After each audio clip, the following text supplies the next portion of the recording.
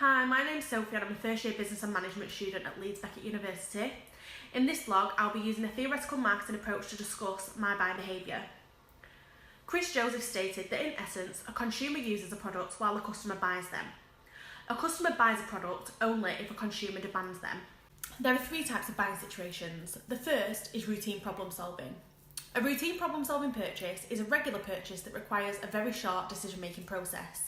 These could be impulse purchases or habitual purchases such as milk or a newspaper. The second is limited problem solving, which is a less frequent purchase that requires a more deliberate decision process. These purchases can be quite expensive and there's limited risk involved in them. The last buying situation is extended problem solving. These are very infrequent purchases that require a systematic decision making process. These extended problem solving purchases are long-term investments that require a lot of time, money and effort. Therefore, there is a lot of risk involved in them. For example, buying a house or a car. They all require long-term commitment. My first purchase was a holiday, which is a limited problem solving purchase, as it is something less frequent that may only happen a few times a year compared to a more regular purchase such as bread or milk. The holiday was moderately expensive, meaning that there was a small amount of risk involved when I booked it. As it's abroad, I had to rely on pictures of what it's going to look like, the hotel. So if it's not what I expect when I go, it means that I won't be able to get a refund and it's a large amount of money to lose.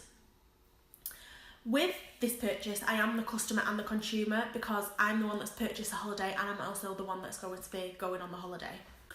According to Gosnay and Richardson 2010, the decision-making process when making a purchase is made up of 6 parts. Part 1 is problem recognition. Before booking the holiday, I realised I hadn't been away in a few months and I felt like I needed a break. The second part of the decision-making process is information search. So after recognising that I needed a holiday, I searched many holiday package companies such as Jet2, EasyJet, Thomas Cook, and finally decided to book my holiday through TUI. I found this really convenient because I could do it all in the comfort of my own home without having to visit or speak to any travel agents.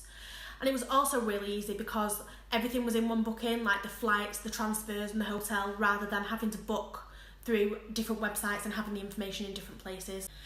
Part 3 of the decision-making process is evaluation of alternatives.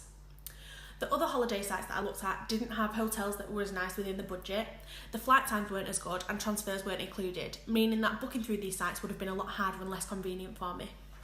Stage 4 of the decision-making process is the purchase decision. By deciding to book through TUI, it meant that I did have to pay a little bit more for my holiday. However, in my opinion, it was worth it because it meant that I got a higher star rating hotel, the convenience of transfers being included, and also an ideal location right near the beach and other events that I'd be attending. As well, with the deal that I chose, it meant that I could pay my holiday off over a 6-month period with smaller payments rather than paying in one big large lump sum, which for me was a lot easier. The last 2 stages of the decision-making process when making a purchase is the post-purchase decision and the feedback prior to the next decision. I haven't yet been on the holiday, so I can't say whether it meets my expectations. However, I am satisfied with the ease of booking a holiday through the TUI website, and after booking it made me feel excited. So the likelihood of me booking again when deciding where I want to go on my next holiday is very high. The place I chose to go on holiday is Ibiza, and I feel like my biggest influence when choosing this destination was definitely my friends who had been before. We have similar personalities and likes and dislikes, so I knew that if they enjoyed it then I probably would too. Because of this, I felt like there was less of a risk and I didn't mind spending more on the holiday as compared to maybe somewhere that I had never heard of before. And also, because my decision was influenced by my peers, they are known as my reference group.